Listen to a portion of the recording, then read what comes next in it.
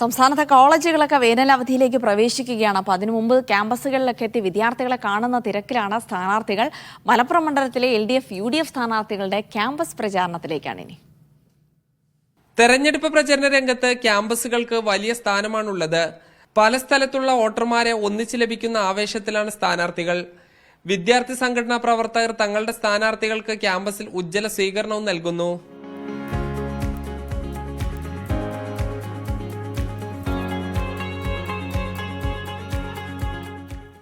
പുതിയ തലമുറ വലിയ പ്രതീക്ഷയോടുകൂടി എന്നെ സ്വീകരിക്കുന്നു എന്നുള്ള ഒരു ഫീൽ തന്നെയാണ് ക്യാമ്പസുകളിൽ നിന്നൊക്കെ കിട്ടുന്നത്.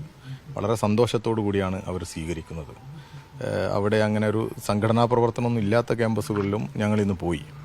ആ ക്യാമ്പസുകളിൽ നിന്നൊക്കെ കുട്ടികൾ നമ്മളോട് സംസാരിക്കുന്നതും ഇടപെടുന്നതും ഒക്കെ ഒരു പ്രതീക്ഷയോടുകൂടി തന്നെയാണ്. അപ്പോൾ ഒരു വലിയ മാറ്റം ഈ മണ്ഡലത്തിലുണ്ടാകും എന്ന് തന്നെയാണ് അതിൽ നിന്നുള്ള എൻ്റെ ഒരു ഫീഡ്ബാക്ക്.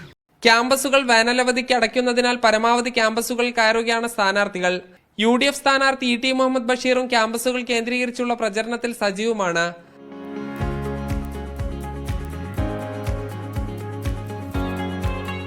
താൻ വിദ്യാഭ്യാസ മന്ത്രിയായിരിക്കുമ്പോൾ കൊണ്ടുവന്ന വികസന പ്രവർത്തനങ്ങൾ എടുത്തു പറഞ്ഞാണ് വിദ്യാർത്ഥികളോട് ET വോട്ട് ചോദിക്കുന്നത്. കേരളത്തിൽ ടെക്നിക്കൽ ഹയർ സെക്കൻഡറി പോലുള്ള സ്ഥാപനങ്ങൾ പോളിടെക്നിക്കാക്കി മാറ്റിയത് ഞാൻ വിദ്യാഭ്യാസ മന്ത്രി എന്ന കാലഘട്ടത്തിലാണ്. കാരണം അത് വലിയൊരു ആശയമായിരുന്നു. കാരണം പോളിടെക്നിക്കിൽ പഠിക്കുന്ന കുട്ടികൾക്ക് ധാരാളം ജോലി സാധ്യതയുണ്ട്. ടെക്നിക്കൽ സ്കൂളിൽ പഠിക്കുന്നതിനേക്കാളും വലിയ സാധ്യതകളാണ്. അപ്പോൾ അത് വന്നു. ഇത് വളരെ അത്ഭുതം തോന്നുകയാണ്. ഇത്തരം സ്ഥാപനങ്ങളൊക്കെ വളരെ വലിയ തോതിൽ ഉയർന്നു വന്നു. അപ്പോൾ പുതിയ തലമുറയ്ക്ക് ഞങ്ങളിൽ കൂടുതൽ പ്രതീക്ഷയുണ്ട്. അതുകൊണ്ട് അവരുടെ റെസ്പോൺസ് വളരെ സജീവമാണ്. ക്യാമ്പസുകളിൽ വലിയൊരു വിഭാഗം വിദ്യാർത്ഥികളും കന്നി വോട്ടർമാരാണ്. ഇവരുടെ വോട്ടുറപ്പിക്കാൻ വിദ്യാർത്ഥി സംഘടനാ പ്രവർത്തകരും ശ്രമിക്കുന്നുണ്ട്.